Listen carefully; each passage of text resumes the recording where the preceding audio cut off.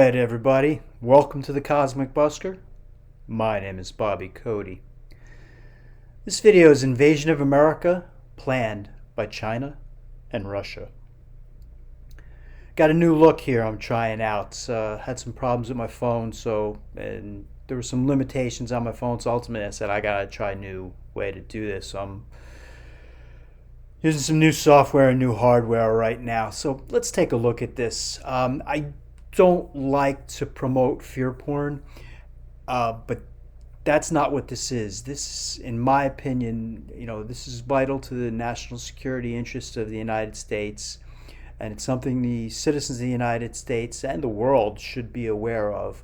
And I think we need to take this seriously, and that's why I'm covering this right now. So let's take a look. There's two articles I want to take a look at, and then I'll discuss it a little. First one is right here. You see it up. I got it up on the screen in front of you. I got this off of Yahoo News. It was originally, if you look in the left-hand corner, I believe this was originally on the Washington Examiner. This says, and as you can see, the headline reads: Japanese official warns U.S. of potential surprise attack on Hawaii from Russia and China. Article was originally written by Joel Gehrke on Wednesday, June 30th, 2021 at 4:01 p.m. Excuse me. Let's take a look at this article and see what it has to say. It says that Russia and China are coordinating military exercises to threaten not only Taiwan, but also Hawaii, according to a senior Japanese defense official who warned the United States to beware of Pearl Harbor style surprise attack. We have to show the deterrence towards China, not just China but also the Russians, because as I told you, they're doing their exercises together. Japanese Deputy Yasuhide Nakayama told the Hudson Institute this week. Taiwan's vulnerability to invasion from mainland China has become a preoccupation of Indo-Pacific strategists in recent months as Chinese communist forces escalate their military drills around the island.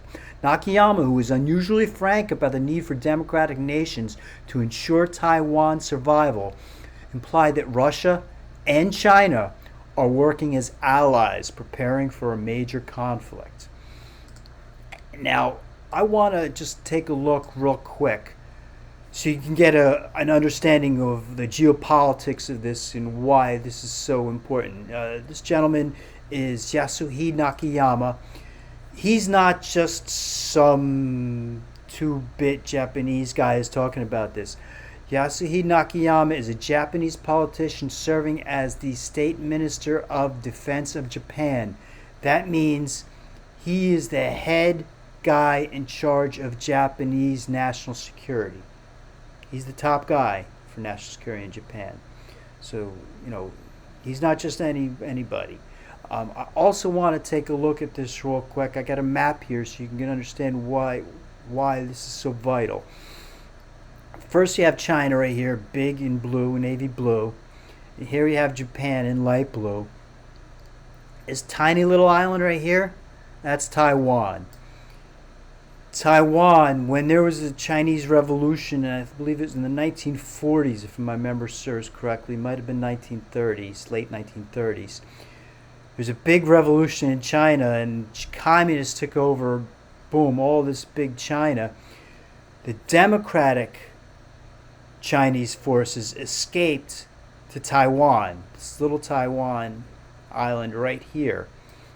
So essentially, the only Chinese people who are under a democratic government live here in Taiwan, in what's called, I believe, the People's Republic of China. And this is the communist China. Okay? And communist China has wanted to take over Taiwan, the democratic part of China, for a long time. And the United States has pledged to defend Taiwan militarily if Big China ever attacks. And that's where we're going to get at in this article. And as you can see, Japan is right here. They're just what is that? East of Taiwan and just east of Japan. So this is a vital national security interest to Japan. So that's why he's very concerned regarding this. So let's continue. Yasuhide Nakayama continues, I think the Taiwanese are really concerned, he said, and also they're focusing on the two big countries collaborating and presenting a lot of threat towards Taiwan. Chinese communist officials regard Taiwan as a renegade province, as I stated, one that they have claimed since coming to power in 1949, but never governed. Most countries recognize I was wrong. It wasn't the late 30s. It was late 40s. Most countries recognize the regime in Beijing as the official Chinese government and do not have formal diplomatic relations with Taiwan, although the U.S. has maintained a friendly relationship and provided weaponry to help Taiwanese authorities deter an invasion from the mainland. We have to protect Taiwan as a democratic country, Nakayama said, before suggesting that world leaders may have erred during the Cold War by seeming to concede that Taiwan would eventually be reunited with mainland China. Was it right? I don't know, he states. China's foreign ministry protested his description of Taiwan as a country and alleged that Tokyo is trying to portray China as a threat in order to justify its own military buildup. This is extremely irresponsible and dangerous, Chinese Foreign Ministry spokesman Wang Wenbin said Tuesday. The politician in question flagrantly refers to Taiwan as a country on multiple occasions, severely violating principles set out in the four-part political documents, including the China-Japan joint statement and its solemn and repeated commitment of not seeing Taiwan as a country. We ask Japan to make crystal clarification and ensure that such things won't happen again. So as you can see, the Chinese are very upset by the fact that, number one, this Japanese national security guy called Taiwan a country. They don't even consider it a country. China considers it a renegade province.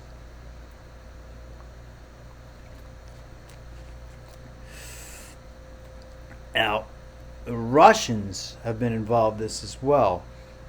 Russian officials describe their missile and artillery firings in the Pacific as an equipment check. Russians have been doing some military games in the Pacific just off of Hawaii. And they describe their missile and artillery firings in the Pacific as an equipment check. In the course of practical measures, the warships jointly repelled a notional enemy's air attack, the Russian Pacific Fleet's press office said. The exercise was intended to check the reliable operation of shipborne weapons in a hot climate. For Nakayama, such operations make clear that Japan and the U.S. have a common problem that needs to be deterred jointly.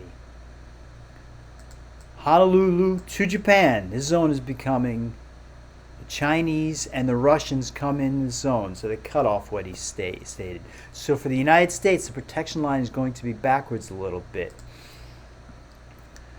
So basically what he's saying is China and Russia are planning potentially an attack on the United States, in particular on Hawaii. That's been his concern. And the Russians, I read another article, the Russians were just off of Hawaii. I think it was about 20 to 30 miles off Hawaii, very close. And this is provocative, especially given what's going on in the United States right now. We're going to talk about that in a little bit. But first I want to go over to another article that looks at this. This article was written by Michael Snyder. It's in what's called the economiccollapseblog.com. I'm going to post links to both articles down below so you can read them yourself if you'd like. As you can see, it states as Americans party, our enemies on the other side of the globe are preparing for military confrontation. So let's see what the article states. It says here in the middle of 2021, Americans are generally feeling pretty good about things. The COVID pandemic appears to be subsiding. Our sports stadiums are full of fans again. The stock market has been soaring, and all over the country, people are in the mood to party. In fact, July 4th celebrations across the nation are likely to be quite boisterous this year. But in China, the mood is quite different, and the same thing is true in Russia. In both cases, the politicians are talking tough about the United States, and in both cases, the military is being prepared for a potential future conflict. Right now, our relations with China are the worst that they've been in decades, and our relations with Russia have never been this bad in our entire history. But the vast majority of Americans are completely and utterly clueless about all of this, because most Americans couldn't care less about what happens on the other side of the globe.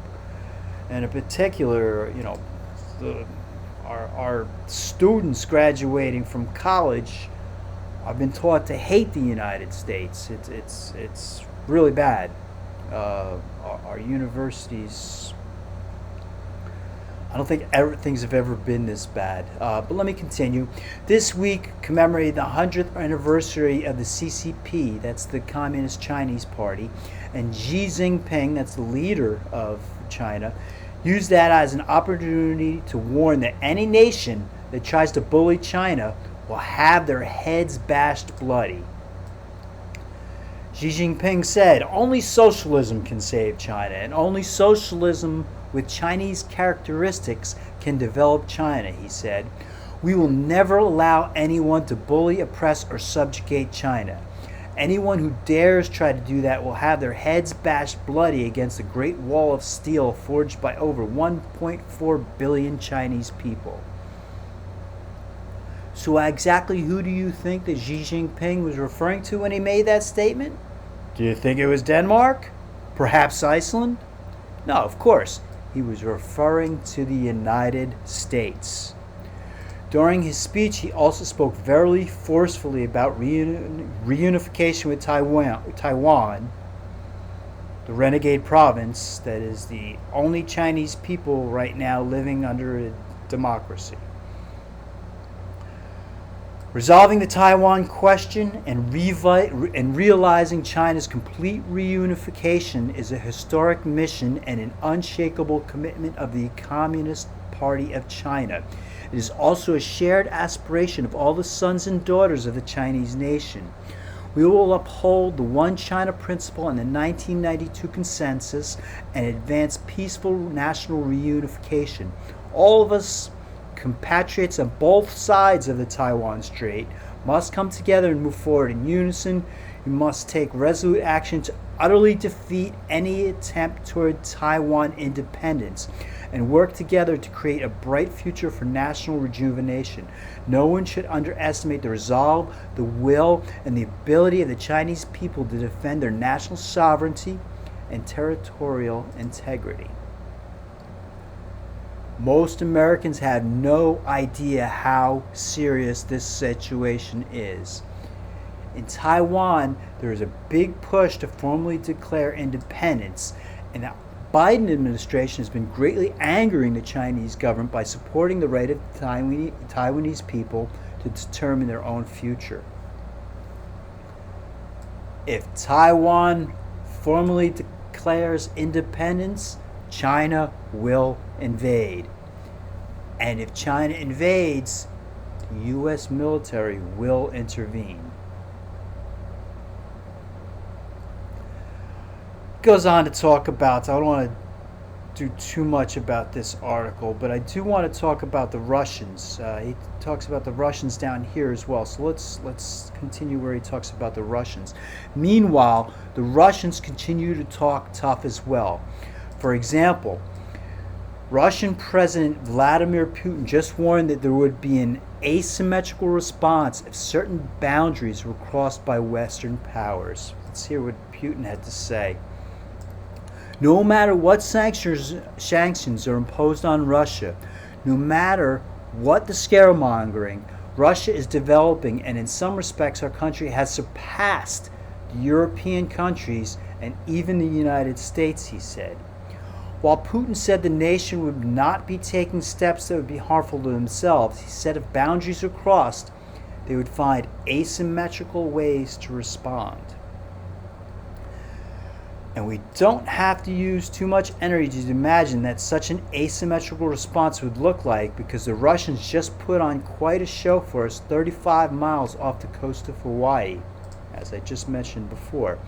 Russia's defense ministry has announced its sunken aircraft carrier just 35 miles off the coast of Hawaii, in a huge war games exercise that has alarmed the United States. At least 20 Russian warships, submarines, and support vessels, flanked by 20 fighter jets, are taking part in the exercise, the biggest since the Cold War. As the U.S. military focuses on social change, the Russians have been rapidly developing a whole host of incredibly advanced new weapon systems. I'm not going to go through these weapon systems. You can take a look at them yourselves if you'd like. During the Cold War, U.S. strategic forces had a clear edge over the Russians, but now the balance of power has shifted dramatically. Most Americans don't realize this, but in many ways the Russians completely outclass us now. Hey, but at least nobody can grill hot dogs better than we do. This article is written by Michael Snyder. He actually has a book. It's called Lost Prophecies of the Future of America. Again, article's down below if you want to read it. I do want to add just one thing. I'll move over to this map so you can take a look at this map again as I talk about what's going on. You know, domestically, what we see right now is, when Trump was in power, we had the Russia. He's in league with Russia. Oh, he's with the Russians, and he's in bed with Putin. This and that. Now Biden is in power, and we have the Republicans saying, "Oh, he's in bed with China. And he's." So you have allegedly the Democrats are in bed with China. Republicans are in bed with Russia allegedly. And meanwhile, Chinese and Russia are like, ha ha ha ha. This is pure Machiavellianism, pure divide and conquer. While China and Russia are allegedly planning to invade Hawaii, we're fighting against each other with the Democrats saying, oh, they're in bed with the Russians, and the Republicans saying, oh, they're in bed with the Chinese. This is pure Machiavellianism, pure divide and conquer, while they plan on potentially invading Hawaii. That's why this really, perked my ears and my eyes up, you might say. It's really, it's alarming if they're getting together, because it shows that they are utilizing our domestic politics to distract us, and ultimately potentially, as these two articles have warned, they could invade Hawaii. I don't think mainland United States has any worries currently, but you never know, especially with Joe Biden allegedly trying to take away our Second Amendment rights. Second Amendment is the only thing that has, not the only thing, but is the main thing that has stopped anybody from ever trying to invade the United States. They've got an entire nation that's armed. Nobody would dare do so. You take away the Second Amendment, and we're much more ripe for invasion potentially. So that's about it. Thanks for watching, everybody.